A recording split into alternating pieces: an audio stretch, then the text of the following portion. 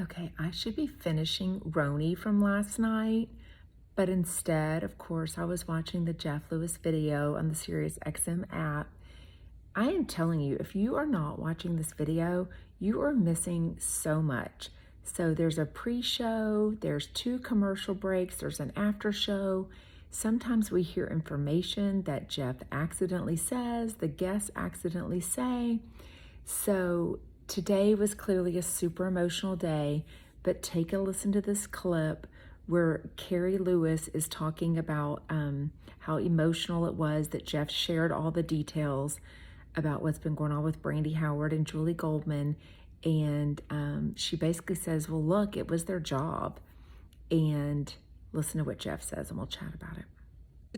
It doesn't really matter because they're getting paid to do a job, and if they don't like it, that's fine. Then they don't have to have the job. I mean, we've all been in that situation where it doesn't feel good. True. You know, I take listings at numbers that I'm like, oh, I don't think it's going to sell at this number, but I think doing that podcast was a big mistake. I think that did them in.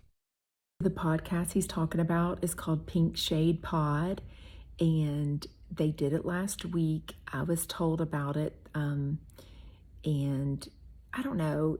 Some people said it was really bad. Some people said it wasn't all that bad, but they were definitely saying they were going to follow the rules, but they weren't really happy about it. And Jeff listened to the podcast, the unedited one, before it got changed and re-put up, and he wasn't happy about it. So you hear him say that pretty put was the nail in the coffin.